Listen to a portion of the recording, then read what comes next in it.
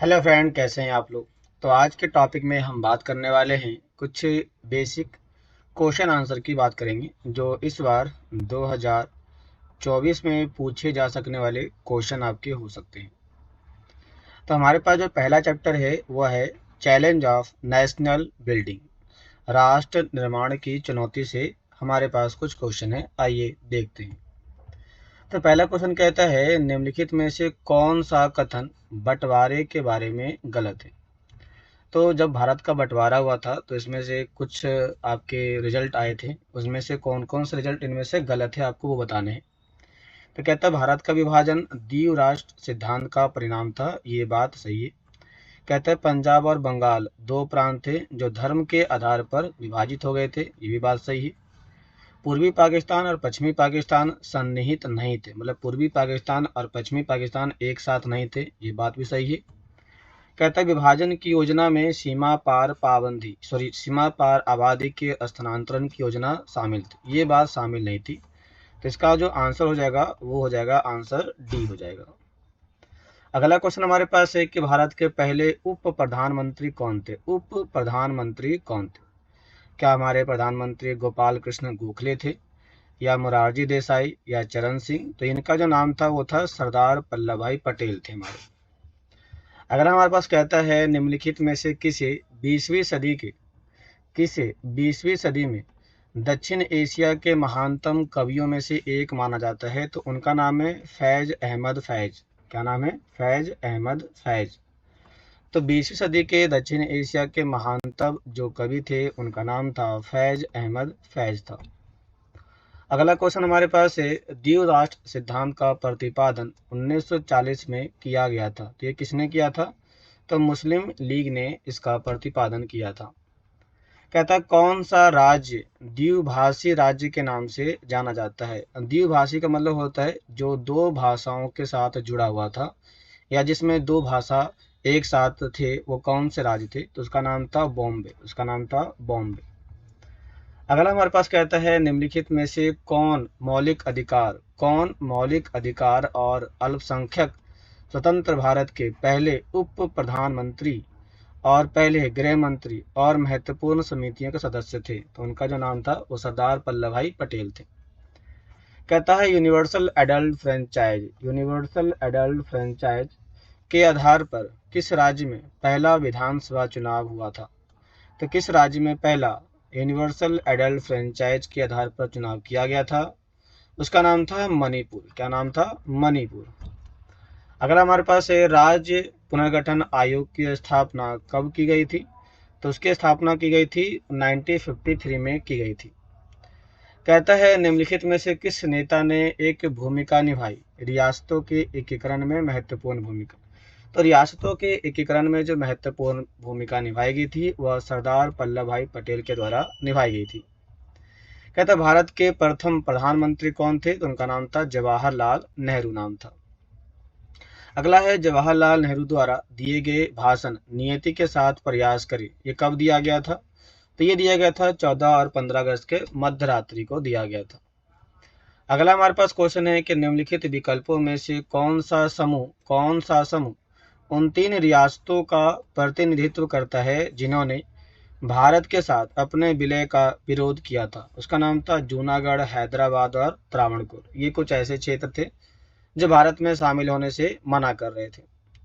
अगला हमारे पास क्वेश्चन है, कहता है कि निम्नलिखित घटनाओं को कालक्रम के अनुसार व्यवस्थित करें और बताएं कि इनमें कौन सा दिया गया कालक्रम का सही के अनुसार बताया गया है। तो महाराष्ट्र और गुजरात जो राज्य बनाया गया वो बनाया गया 1960 में बनाया गया। महात्मा गांधी की जो हत्या होती है 1948 में होती है। राज्य पुनर्गठन बनाया गया 1953 में बनाया गया और प्रधानमंत्री द्वारा अलग राज्य की जो घोषणा की गई वो 1952 में की गई। इस आंसर के आधार पर देखा जाए तो इसका जो आंसर हमारे पास है वो हमारे पास है, हाँ, इसका आंसर हमारे पास है डी 2431। अगला हमारे पास है बंगाल और पंजाब विभाजित हो गए सांप्रदायिक क्षेत्र के आधार पर। मुस्लिम हिंदू क्षेत्र से दूर रहे और हिंदू मुस्लिम क्षेत्र से दूर रहे। बताइए इसका आंसर क्या होगा, ए होगा, बी होगा, सी होगा या डी होगा। तो यह जो आप क्वेश्चन देख रहे हैं, इस क्वेश्चन में आपको कुछ चीज़ें साफ साफ दिखाई पड़ रही होगी और आप इस क्वेश्चन के आंसर को समझ सकते हैं, इसमें क्या बताना चाहता है, बताना नहीं चाहता है। यदि आप इसको सही से देखेंगे तो इसका जो आंसर हो जाएगा वो हो जाएगा बी हो जाएगा, क्योंकि ए और आर सही है, लेकिन जो आर है वो ए की व्याख्या नहीं कर रहा है। अगला कहता है कि दोनों पक्षों के अल्पसंख्यकों ने सुरक्षित किया शरणार्थी शिविरों में अस्थायी आश्रय, उन्हें अपने घर छोड़ने के लिए मजबूर किया गया और सीमा पार चले जाओ, ऐसा उनके साथ किया गया और कहा गया। क्या ये बात सही है? तो ये बात पूरी तरह से सही है, क्योंकि आपको पता है कि पहला जो कथन कहता है कि दोनों पक्षों में, तो आपको पता है भारत और पाकिस्तान, इंडिया एंड पाकिस्तान के जो लोग थे, जिसमें जो अल्पसंख्यक थे, तो पाकिस्तान में हिंदू अल्पसंख्यक थे और हिंदुस्तान में जो मुस्लिम थे वो अल्पसंख्यक थे, तो उन्हें सुरक्षित किया गया और उनके लिए अस्थायी शरणार्थी शिविर को बनाया गया। ये अपने घर को छोड़ने के लिए मजबूर थे, क्योंकि यहाँ से उनको भगाया जा रहा था, इसलिए वो सीमा पार चले गए थे। तो ये जो कथन है ए वो आर जो रीजन दिया गया है वो सही व्याख्या कर रहा है, तो इसका आंसर हो जाएगा ए हो जाएगा। अगला हमारे पास है कि राज्यों के एकीकरण एक जटिल कार्य था जिसके लिए कुशल अनुनय की आवश्यकता होती है। आर कहता है क्षेत्र बड़े राज्य, छोटे राज्य और कई अन्य विभिन्न प्रशासनों में विभाजित हो गए थे। तो इसका जो आंसर हो जाएगा, इसका आंसर आप क्या बोल सकते हैं इसके बारे में? तो आपको पता है कि यहाँ पे सही सही कह रहा है कि राज्यों को करना एक बहुत ही जटिल कार्य था और इसके लिए व्यक्ति के पास एक अच्छा स्किल होना जरूरी था। ये बात सही है। क्षेत्र बड़े राज्य, छोटे राज्य और कई अन्य विभिन्न प्रशासनों में विभाजित हो गए थे। तो बताना है कि ये क्या है, आंसर सही है या गलत है। तो इसका आंसर एकदम सही है। तो ये भी कह सकते हैं कि जो आर है वो एक ही सही व्याख्या कर रहा है, क्योंकि जब भारत के छोटे छोटे राज्यों को इसलिए एक किया गया था क्योंकि वो कई सारे अलग अलग प्रशासन में विभाजित हो गए थे और इन्हें एक करना एक बहुत बड़ी चुनौती का सामना करना पड़ा था। अगला है, भारत सरकार ने विधान सभा से परामर्श किए बिना मणिपुर के महाराजा को विलय समझौते पर हस्ताक्षर करने के लिए मजबूर किया। मणिपुर में लोगों में बहुत गुस्सा और नाराजगी थी। क्या ये बात सही है? तो ये बात गलत है, क्योंकि ये बात गलत है। यदि मणिपुर में लोगों का गुस्सा होता तो इनके राय शामिल ही नहीं होते। तो बी आपका हो जाएगा इसका आंसर, क्योंकि आर जो है वो ए की व्याख्या नहीं करता है। इस हिसाब से देख सकते हैं, तो इसका आंसर हमारा हो जाएगा बी हो जाएगा। तो ये जो हमने अभी देखे, ये हमारे थे इस चैप्टर के कुछ मेन एमसीक्यू थे, जो आपके पिछले साल मतलब पिछले 10 सालों में ये क्वेश्चन पूछा जा चुका था। तो हमने इस टॉपिक से कुछ एमसीक्यू देख ली। हम इसके देखते हैं कुछ वेरी शॉर्ट क्वेश्चन जो आए हुए हैं, हम उसके बारे में देख लेते हैं। तो पहला क्वेश्चन कहता है, ट्विस्ट विथ डेस्टिनी किसका भाषण था? तो पता है 14 और 15 अगस्त 1947 की आधी रात को स्वतंत्र भारत के पहले प्रधानमंत्री पंडित जवाहरलाल नेहरू का ये पहला भाषण था और इनके पहले भाषण को नाम दिया गया था, ट्विस्ट विथ डेस्टिनी का नाम दिया गया। कहता उन्होंने ये भाषण संविधान सभा के विशेष सत्र को संबोधित करते हुए दिया था। मतलब कि जो इनके द्वारा दिया गया भाषण था वह संविधान सभा के विशेष सत्र को संबोधित करते समय दिया गया था। अगला है, द्वीप राष्ट्र सिद्धांत का तात्कालिक परिणाम क्या था? द्वीप राष्ट्र सिद्धांत जब ये दिया गया था तो इसके क्या परिणाम आते हैं? तो भारत का हो जाता है विभाजन और ये भारत दो भागों में बढ़ जाता है, भारत और पाकिस्तान। और प्रत्येक देश के क्षेत्र का सीमांकन करने लग जाते हैं, जिसमें सीमा का चित्रण राजनीतिक विकास की परिणति को दर्शाता है। मतलब कि भारत और पाकिस्तान की सीमाओं के बीच में पॉलिटिकल बाउंड्री को डिसाइड कर दिया गया, जो उनके देश के विकास को आगे बढ़ाने का काम करेगा और दर्शाएगा। अगला है, ब्रिटिश सर्वोपरियता से आप क्या समझते हैं? ब्रिटिश सर्वोपरियता का मतलब होता है कि ब्रिटिश की अधीनता को स्वीकार करना। जो भी व्यक्ति, जो भी भारतीय रियासत ब्रिटिश की अधीनता को स्वीकार कर लेता है उसे ब्रिटिश सर्वोपरियता कहते हैं। कहता है, ब्रिटिश सर्वोपरियता या आधिपत्य भारतीय रियासतों द्वारा जबरन स्वीकार की गई ब्रिटिश सर्वोच्चता थी। मतलब कि ब्रिटिश के द्वारा दिए गए दबाव के कारण भारतीय रियासतों ने उनके प्रभुत्व को अपना लिया। वास्तव में रियासतों को अपने आंतरिक मामलों पर तब तक किसी न किसी प्रकार का नियंत्रण प्राप्त था जब तक वह ब्रिटिश सर्वोच्चता स्वीकार करते थे। मतलब यदि आपने ब्रिटिश की सर्वोच्चता को स्वीकार किया है तो आपके ऊपर उनका कुछ ना कुछ दबाव होगा और वो अपने अकॉर्डिंग आपको काम करने के लिए कह सकते हैं। अगला है स्वतंत्र भारत को किन 3 चुनौतियों का सामना करना पड़ा था। तो भारत के सामने जो 3 मुख्य चुनौतियां थी, पहला था राष्ट्र निर्माण, दूसरा था लोकतंत्र की स्थापना और तीसरा था समाज के विकास और भलाई को सुनिश्चित करना। ये 3 समस्याएं भारत के सामने आज़ादी के बाद देखने को मिली थी। अगला है भारत का लोकतंत्र विचारों और जीवन के तरीकों की बहुलता से जुड़ा है, औचित्य सिद्ध करे।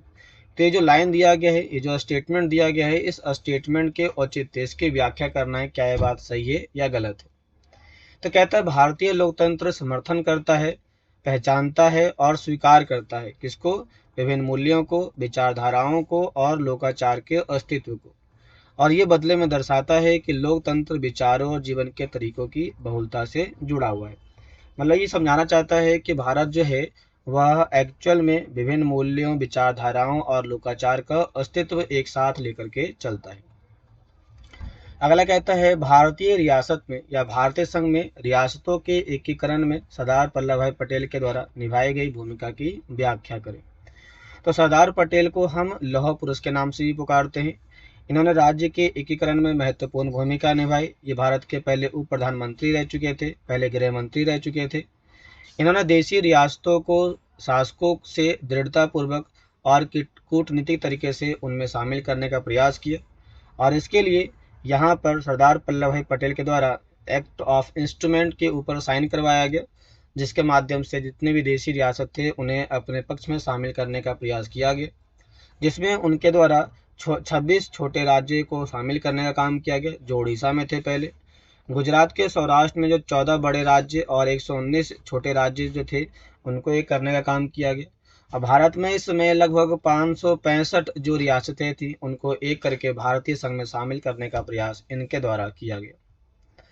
अगला क्वेश्चन कहता है यहाँ पर हमारे पास कि भारत का लोकतंत्र विचारों और जीवन के तरीकों की बहुलता से जुड़ा हुआ है। मतलब कि भारत का जो लोकतंत्र है वह विभिन्न प्रकार के विचार और जीवन के तरीके एक साथ देखने को मिल जाते हैं। इस दिए गए कथन का सत्यापन करें। तो आपको पता है कि भारत की यदि बात करते हैं तो कहता है यहाँ पर हमारे पास, कहता है भारतीय लोकतंत्र विभिन्न मूल्यों, विचारधाराओं और लोकाचार्यों के अस्तित्व का समर्थन करता है। मतलब भारतीय जो लोकतंत्र है वह भारत के अलग अलग मूल्यों को, उनकी विचारधाराओं को और उनके लोकाचार को पहचानता है, उनको स्वीकार करता है। इसके साथ साथ ये बदले में दर्शाता है कि लोकतंत्र किससे जुड़ा है और विचारों और जीवन के तरीकों की बहुलता को कैसे बढ़ावा देता है, ये इसके बारे में बताने का काम करता है। कहता भारत के लिए आज़ादी गुलाबों का रास्ता नहीं था। इस दिए गए कथन से आप क्या समझते हैं? तो यदि हम इसके बारे में बात करते हैं तो इस संदर्भ में कहता हमारे पास क्या कहता है, दुख की बात है कि भारत को बहुत कठिन परिस्थितियों में आज़ादी मिली। शायद तब तक कोई अन्य देश 1947 में भारत की तुलना में कठिन परिस्थितियों में पैदा नहीं हुआ होगा। मतलब जिस समय भारत को आज़ादी मिली थी उस स्थिति में और कोई ऐसा देश नहीं था जिन्हें आज़ादी मिली हो। तो भारत के सामने जो आज़ादी मिली थी उस समय कुछ समस्याएं भी पैदा हुई थी। सबसे पहला पैदा हुआ विभाजन। देश जैसे आज़ाद हुआ हमारा देश 2 भाग में बंट गया। दूसरा था हिंसा। जैसे हमारा देश आज़ाद हुआ भारत में 1947 में, बंगाल में और इसके साथ साथ पंजाब में हिंसा और विस्थापन बड़ी मात्रा में देखने को मिल जाता है। इस समय सबसे बड़ी चुनौती आई थी नई चुनौती के तौर पर, जैसे स्वतंत्रता के समय होने वाली उथल पुथल, जैसे कि हमारे सामानों को बंटवारा करना, हिंसा, हड़ताल और जुलूस निकाले जाना, नेताओं को नए राष्ट्र के सामने आने वाली चुनौतियों का सामना करना। ये कुछ ऐसी चुनौतियां थी जो नए राष्ट्र के सामने देखने को मिल जाती है। तो ये तो थे हमारे पास इस टॉपिक के कुछ मेन क्वेश्चन। बाकी कुछ क्वेश्चन रह गए हैं, हम इसको नेक्स्ट टॉपिक में पूरा कर लेंगे क्योंकि आपका टाइम ज़्यादा हो जाएगा तो फिर आपको अच्छा नहीं रहेगा।